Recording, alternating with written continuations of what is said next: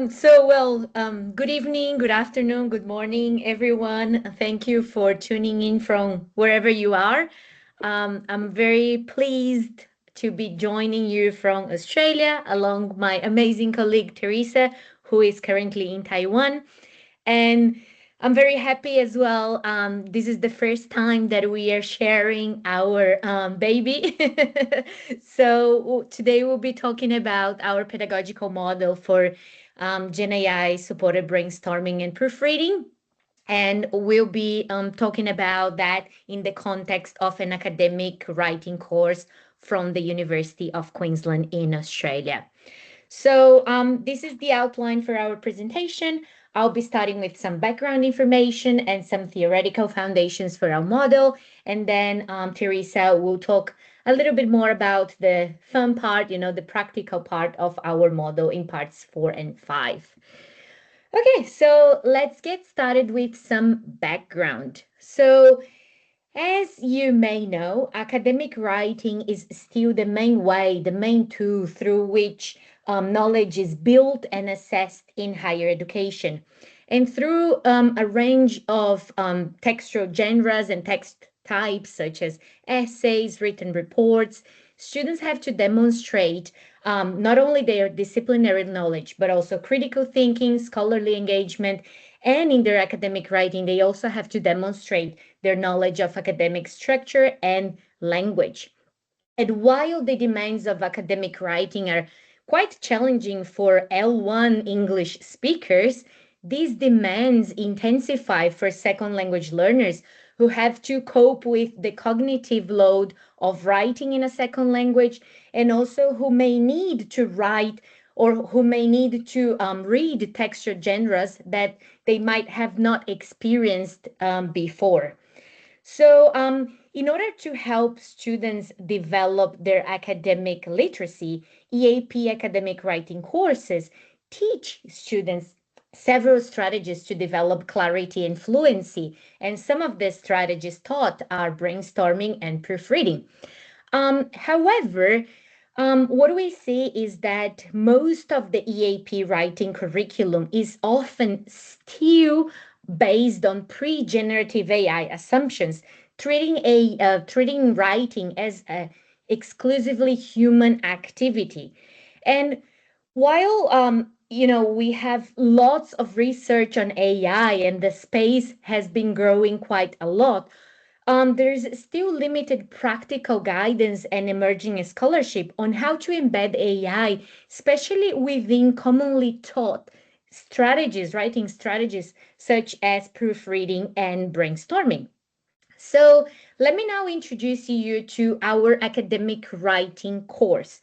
So the course that we are talking about and the course in which we implemented our pedagogical model is an introductory first year course offered to undergraduate students.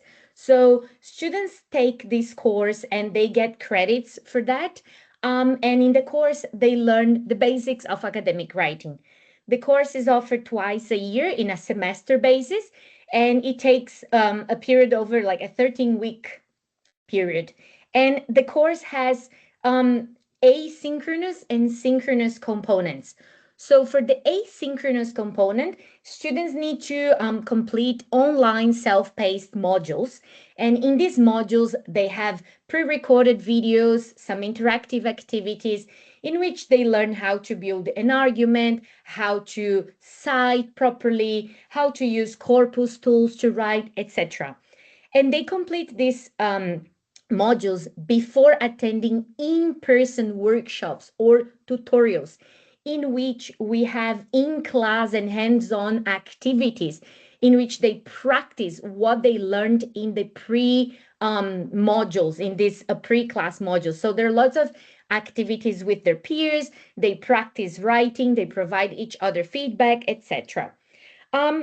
So in terms of the student cohort, so we have approximately 300 students enrolled per semester. The great majority are international students, and within the international student population, most of them come from East or Southeast Asian countries. And they are enrolled in a wide range of bachelor degrees, especially Bachelor of Arts, Business, Commerce, Science, etc. And now that I've talked a little bit about our context, let's talk a little bit about brainstorming and proofreading in academic writing. So, in terms of brainstorming is one of the most widely known and commonly implemented pre-writing techniques. So, brainstorming is based on seminal work on pre-writing, and some of its main roles are mobilizing prior knowledge, managing writing barriers, boosting one's willingness to write, and promoting critical thinking. For second language writers, the benefits of brainstorming span cognitive, affective, and social benefits, especially when it's done with peers. And in our context, so in our course, we teach brainstorming as the first step that students need to take before any writing begins. And in the course, one of the main assignments is an argumentative essay. So we teach them how to brainstorm for this essay so they can have a helicopter view of it.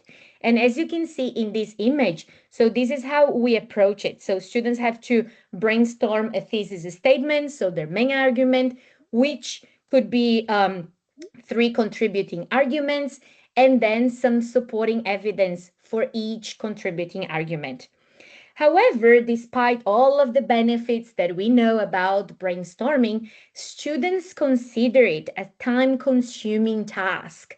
And also, they are sometimes reluctant to share their opinions or their ideas with their peers. And a lot of students do not see the immediate benefits of brainstorming. So sometimes they might skip this. And when we read some literature about that, we saw that it was not only in our course, some studies found the same challenges. Now, if we move on to proofreading, so proofreading can be understood as a comprehensive review that demands not only developed writing skills, but also developed reading skills, because students really need to scrutinize their texts and find and check their grammar, find any mistakes that they might have made in terms of clarity, coherence, etc. And in our context, proofreading targets fine grained aspects of writing. And we present it as a learning process because we want students to learn as they find their mistakes, as they proofread their texts. Um, However, we have observed a few challenges, especially in the in-class tutorials, that we have some practices, but sometimes the students are not able to identify issues in their writing, or they're not confident in criticizing their peers' writing. So based on these challenges and also as the technology evolved, Teresa and I decided to explore, so how could we teach, how could we embed generative AI for brainstorming and proofreading? And before doing that, we had a look at the literature. So what we have in terms of research so far is that research on Gen AI supported brainstorming suggests that when using generative AI, students can talk through their ideas and move from underdeveloped points towards more coherent writing plans. In terms of proofreading, generative AI can help them identify some issues in their writing that they might not be able to identify on their own. And by using the technology, they can also receive timely feedback, detailed examples and explanations, which sometimes as teachers, as tutors, we don't have time or the capacity to provide to them. But I think all of the literature that we read shows that yes, the technology is helpful, but we need explicit instruction because we need to show students how to evaluate both the ideas and the proofreading feedback it gives, because sometimes the students do not know how to judge the quality of these outcomes. So, based on all of this, we designed our pedagogical model. So the model is summarized in this diagram. And as you can see, we have three main theoretical components. So in the middle, we have critical AI literacy. So we are not just aiming for AI literacy. We don't want students just to know what AI is capable of and what AI is. We really want them to become critical users and critical evaluators of this interaction with AI. In order to teach critical AI literacy, we use self-regulated learning or SRL principles. And as you can see in the diagrams, we focus on planning, monitoring, and reflecting, these three main stages. So we show students how they can plan and set goals, how they can monitor the progress, and then reflect on what worked and didn't work. And in terms of written corrective feedback, so this is what connects critical literacy and the self-regulated learning bit, because we provide the students with feedback during the process and also allow them to provide feedback to each other, especially when they are working in groups. So I'll now hand over to my colleague Teresa to talk a little bit more about our initiative. Okay, thanks, Frank, for sharing the theoretical backgrounds of our proposal here. So here, I would like to share the lessons that we actually integrated in our 13-week academic course. So the overarching aim for this workshop, so for this 2 hours workshop, is to provide students with practical experience in using AI tools and to demonstrate how they can collaborate with AI effectively during the writing process. So rather than simply accepting AI-generated output, students are encouraged to critically evaluate the suggestions and feedback produced by AI tools such as ChatGPT or Copilot or whichever their preferred AI tools are. And also, students are also need to critically, so this is done through the four steps of hands-on activities. So we start with a warm-up activity and integrating AI in how to interact with AI, and brainstorming with GenAI, and how to proofread with GenAI. So this workshop is organized into this 4 sequence just to together this activity will help students to develop both their academic writing skills and their ability to use AI critically and strategically. So how we do this, so we will go through each step one at a time. So first, with the warm-up activity, we get students to, sorry, just one second. So we get students to we form students into small groups, and then they need to finish the sentence. Robot will, blah, blah, blah. So each student will have to come up with one word, but they don't know what next word will be. But while they are writing their own words, they have to think about what other students might think, because the criteria for this sentence is that by the end of the activity, students need to make a meaningful sentence. So this activity is drawing on AI literacy framework by Long and Megaco in 2020. So the warm-up activity helps students to develop the conceptual understanding of how Gen AI tools generate language. So while they're working in a group, each of them contribute one word in sequence. The activity then concludes with the class discussion on how the task mirrors the way large language models generate language, as well as the affordance and limitations of this process.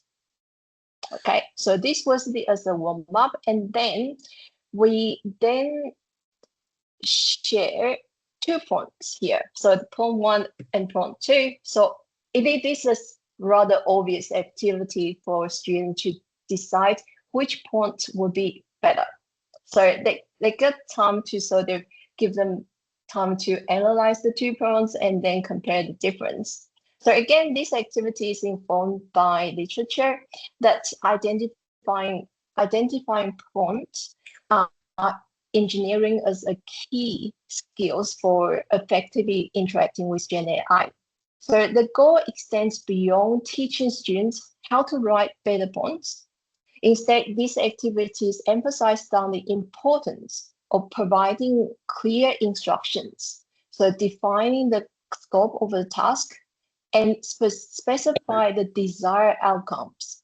So this is particularly important because based on the literature that students often rely on sort of very vague or generic prompts that do not really align with their learning goals.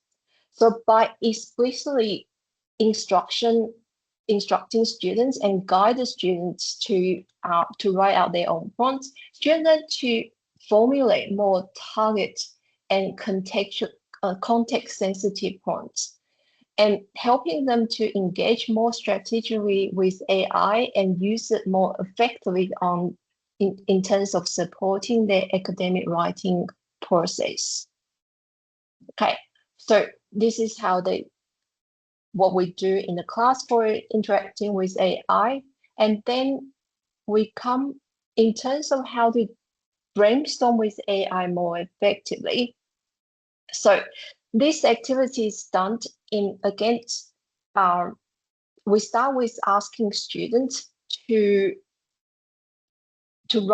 express their stance on one very simple topic, on whether GenAI should or should not be used to support international students' academic writing. So they pick their own stand, either should or shouldn't, and then we ask them to come up with 3 contributing arguments and 1 counter argument in bullet points.